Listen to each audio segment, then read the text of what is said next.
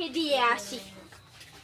দেখ তোর মধ্যে বিধবা হাতের লোক এই তরকারি আমাকে আর খেতে মনে হয়। কেন? আমি তো প্রতিদিন রান্না করি, আজকে পেট কেন খাবি না? আমাকে খেতে মনে হয়নি তাই জন্য বলতেছে, বুঝছো? কি হয়েছে রে মিনা, কি হয়েছে? প্রতিদিন রান্না করি, আজকে পেট খাবি না? প্রতিদিন তোমরা ঝগড়া করতেছো। প্রতিদিন মানে তুমি এই বাড়ি থেকে বের হয়ে যাও। যাও। ওমা তোমার কি হয়েছে? আমাকে না উঠে তোমার কি হয়েছে? কোথায় লাগছে? আসো।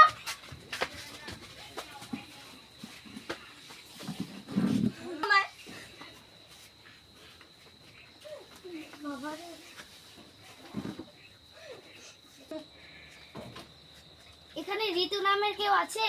হ্যাঁ হ্যাঁ, আমারে বৌদি হয়। ও ডাক দিন তো একটু। বৌদি এদিকে আসো তো। কি হয়েছে? এই যে চেক পাঠিয়েছে। আপনার স্বামী তো বিদেশে থাকে, আপনাকে 20 লক্ষ টাকা চেক পাঠিয়েছে। আচ্ছা, তাহলে আসেন। আচ্ছা, কালকে 10 লক্ষ ওঠাতে দিতে হবে।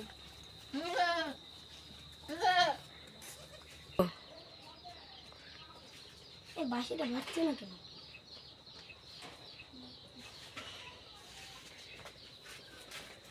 বউ আমাকে ভাত দাও তো।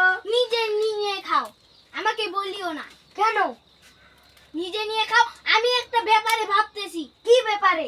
তোমার বৌদি 20 লক্ষ টাকার একটা চেক পেয়েছে, আমি ওই চেকটা চাই।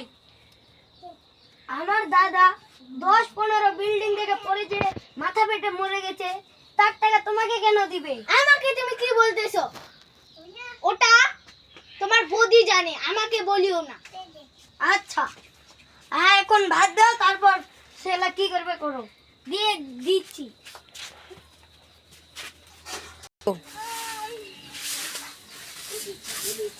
দাও দাও, আমি ঝাড়ু দিচ্ছি।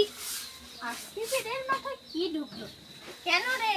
আজকে তোর মাথায় কি ঢুকলো? বৌদি তোমাকে তো তোমার স্বামী যে বিদেশে থাকতো তোমাকে দিয়েছে 20 লক্ষ টাকা চেক। আমাকে 10 লক্ষ টাকা দিও না। কেন? আমার স্বামীর ভাগ তোমাকে কেন দিব? আমার স্বামীর ভাগ আমি ভোগ করব। বৌদি তুমি যে আমাদের বাড়ি খাও, ওটা আর কি হিসাবটা দিবে?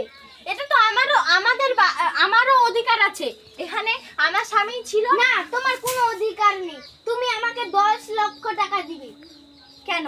তুমি যদি 10 লক্ষ চাও তাহলে একটা শর্ত আছে। কি সত্য বলো বলো। বলছি, তোমার স্বামীকে আমাকে চাই। হ্যাঁ, আমি কালকে তুমি যদি তোমার স্বামীকে আমাকে দাও তাহলে তোমাকে 20 লক্ষ টাকা দিয়ে দিই। হ্যাঁ আমি কালকে ভেবে দেখছি, কালকে সকালে বলবো। আচ্ছা ঠিক আছে। তুমি আমার একটা কথা থাকতে দিতে পারো? কি? তুমি তোমার বৌদিকে বিয়ে করতে হবে। কেন? কারণ তোমার বৌদির কাছে 20 লক্ষ টাকার চেক আছে, ওটা চেক আমি চাই। 20 লক্ষ টাকার জন্য নিজের স্বামীকে তুমি বিক্রি করে দিচ্ছ? হ্যাঁ দিচ্ছি, তোমাকে কালকের মধ্যে বিয়ে করতে হবে।